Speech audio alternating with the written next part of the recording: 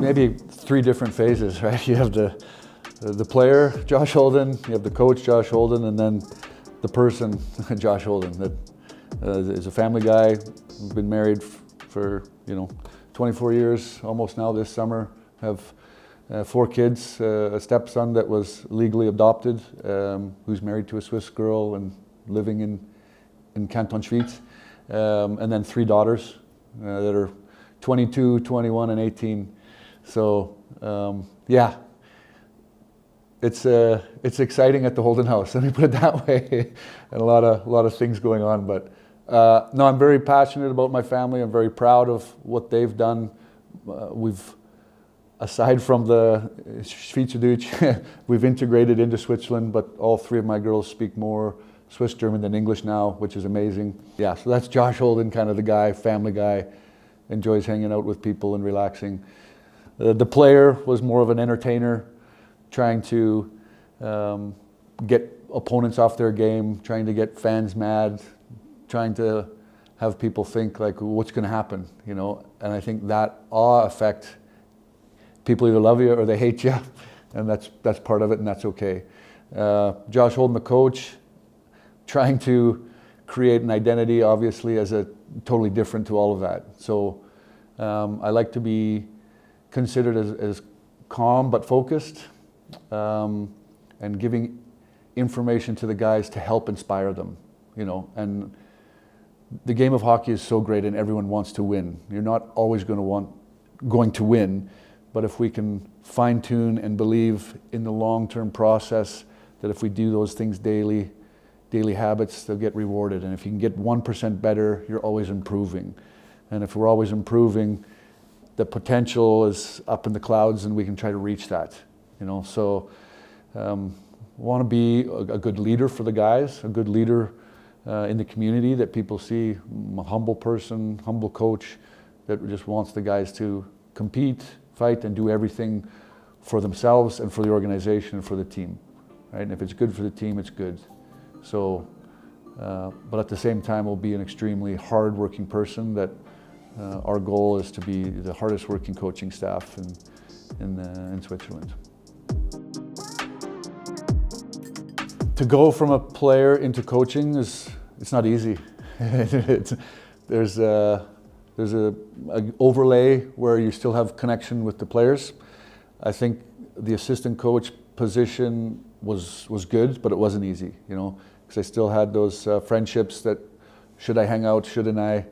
Can I call him as a friend or not? Of course you do, but making that transition into helping guide them, helping improve them, using the words that they understand, that you are there to help them and not still a friend or a teammate. There was a little bridge to get over. But how it has been the last couple of years is good. I think I kind of hit like a plateau where it's like, okay, I've done everything I can as an assistant.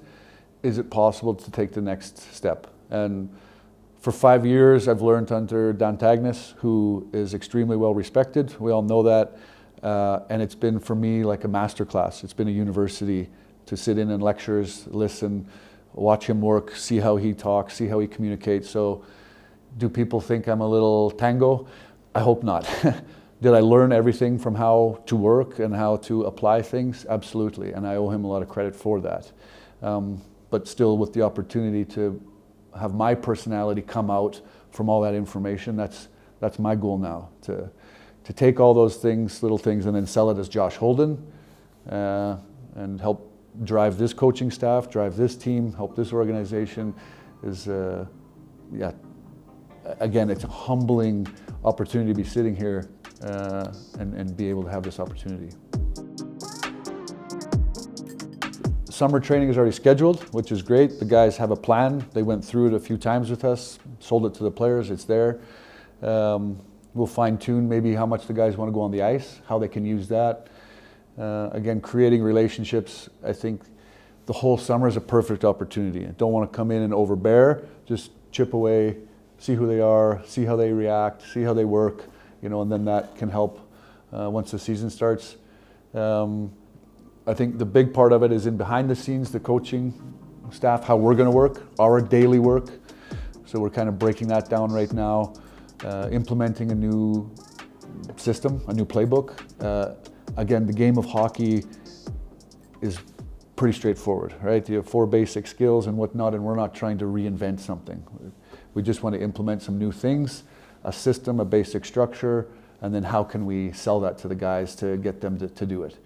So again, having the coaching clinic with the U20, U17, U15, getting everybody on board. So that's more the summer planning, is to get everybody in the organization to see what we're trying to do, have that open door policy so that when we have young guys that are coming up, they already know that system. They already know what we're trying to do. So the integration should be smoother and a better opportunity for them. Then when they go back down, it's still the same, and maybe those young guys going back down can help as well to drive that process of creating a new system, a style of play that Davos is coming. Yeah, I mean, the easiest one is everyone wants to win a title, so of course, there's 31 here, we're looking for 32. How are we going to do that? But that's part of the plan, but there's 10, 12 other teams that are saying the same thing. So if we take a step all the way back, I would love to implement daily habits for the guys that they are buying in, wanting to improve, and applying themselves to be the best version of themselves, the best that they can be, right?